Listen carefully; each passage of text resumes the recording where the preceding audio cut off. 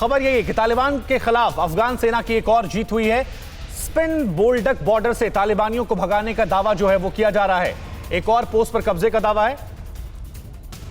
और अब चलते हैं सुमित चौधरी के पास। सुमित, जो तस्वीरें हमने दिखाई, जो एक्सक्लूसिव वीडियो हमने दिखाया, वो तो ये दर्शा रहा है कि पिछले 3 दिन में जो काउंटर अटैक हुआ है उसमें तालिबानी भाग खड़े हुए हैं, 1000 आतंकवादी मारे गए हैं। क्या अपडेट आपके पास इस खबर को लेकर? बिल्कुल निशान, बिल्कुल अगर शुभांकर बात की जाए कि लगातार जो है वो जो अफगानी फोर्सेस हैं उनका मकसद ना सिर्फ काबुल के आसपास के इलाकों को शील्ड करना, बल्कि जो इलाके लगातार जहां पे आपस में कन्फ्रंटेशन चल रहा था या फिर जो लड़ाई चल रही है तालिबान और अफगानी फोर्सेस के बीच में, उसको कैसे आगे बढ़ाया जा सके या उसको कैसे डोमिनेट किया जा सके उन एरिया का, इसकी कवायद चल रही है। हेलमंद में हमने देखा कि अभी एक दिन पहले ही लगातार जो अफगानी एयरफोर्स की मदद से लगातार एयर डोमिनेंस किया गया।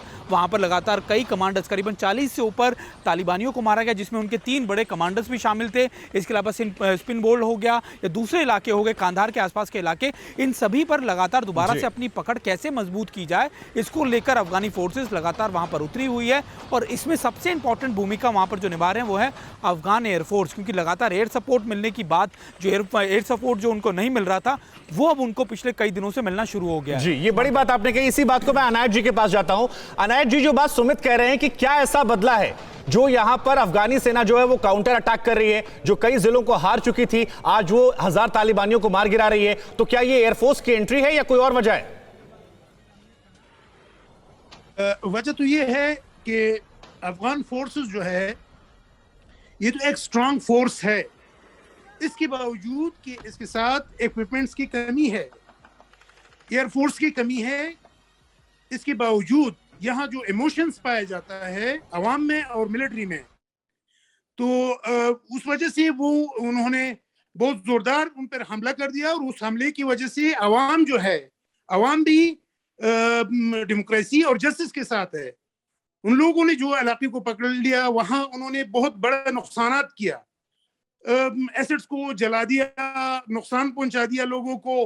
तो लोगों को पता चल गया कि ये लोग जो है ये इसके काबिल नहीं है कि यहाँ रूल करे या इसके मतलब जुल्म करते लोगों पर।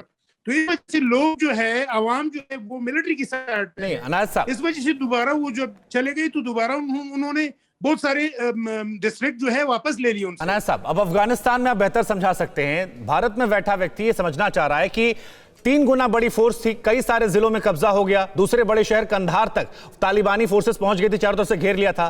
तो ये जो चेंज हुआ, ये किसकी वजह है? ये आवाम का सेना को साथ है उसकी वजह से, या जो बात सुमित कह रहे थे कि नहीं एयरफोर्स को फ्री हाथ मिल गया है और फ्री हैंड की वजह से अब ये मार गिराए जा रहे हैं? थोड़ा इसको समझाइए, ये बदलाव कैसे हो गए? कि असल में एक जो मिसअंडरस्टैंडिंग है अफगान वॉर के बारे में, इंडिया में भी होगा और सारी दुनिया में ये मिसअंडरस्टैंडिंग है।